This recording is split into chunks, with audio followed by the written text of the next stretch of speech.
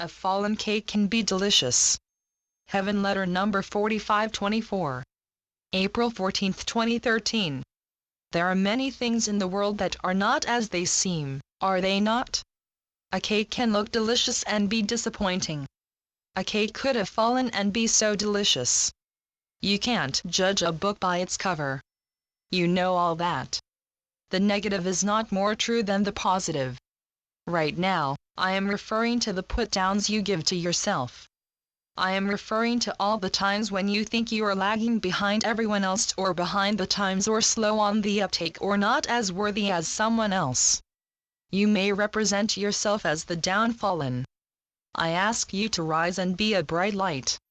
A bright light does not bemoan its wattage. In all matters, look for the good. Look for the good you can think about yourself.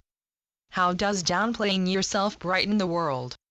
You don't have to be the other end of someone's seesaw. Anyway, in life in the world outside of a seesaw, how do you raise someone else by putting yourself down?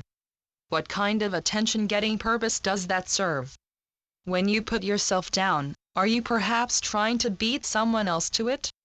Do you perhaps think you are being modest to put yourself down? Are you perhaps looking for a compliment?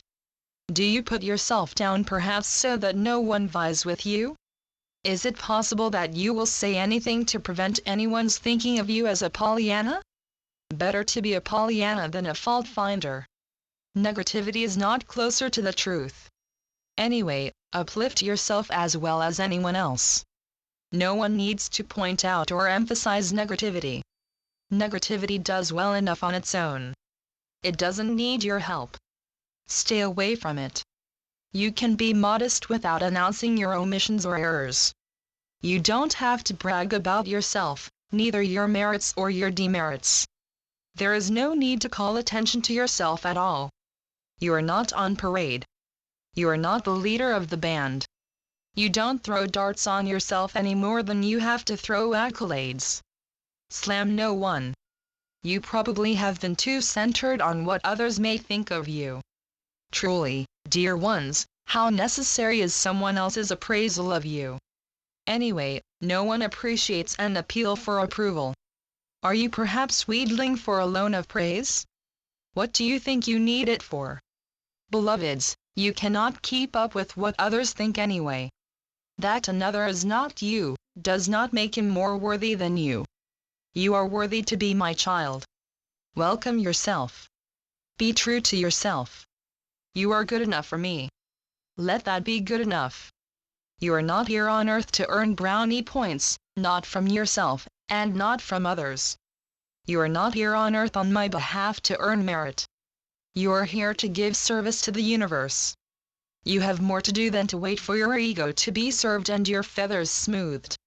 What would you like to be on earth here for? What can you do that serves the world and not your representation of yourself?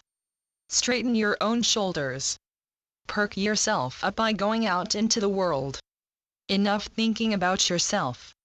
Find something else to think about. If you are not presently proud of your God-given ability, take another look. You are here on earth for a great purpose. Your purpose is not to put yourself down any more than it is to pat yourself on the back.